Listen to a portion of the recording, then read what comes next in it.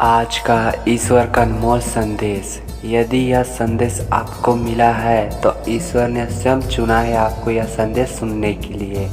ईश्वर आपसे कहना चाहते हैं कि मेरे प्रिय, जिसकी तलाश तुमने कभी अपने ख्वाबों में की तो कभी अपने कल्पनाओं में, जिसे कभी तुमने लिख कर समझा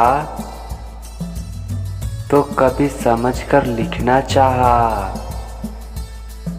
हाँ, मैं उसी की बात कर रहा हूँ जो तुम्हारा शक्ति स्वरूप है मेरे प्रिय, जो तुम्हारा दिव्य प्रेम है मेरे प्रिय। अब समय आ गया है उसका तुम्हारे जीवन में प्रवेश करने का। शीघ्र ही तुम्हारा प्रेम तुम्हारे जीवन में आने वाला है मेरे प्रिय, जिसका आभास तुम्हें पहले से ही हो जाएगा। यह ऐसा अनुभव होगा जो तुम्हें आज तक प्राप्त नहीं हुआ मेरे प्रिय। वह तुमसे अलग नहीं है, वह तुम्हारी ही परछाई स्वरूप है। उसने वर्षों तक तुम्हारी तलाश की है।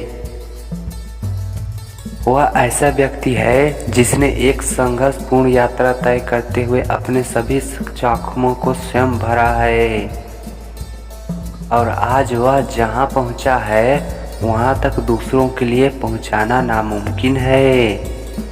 किंतु मेरे प्रिय, अभी भी वह स्वयं को अधूरा ही महसूस करता है, क्योंकि उसकी वास्तविक शक्ति तुम हो और तुम्हारी वास्तविक शक्ति वह है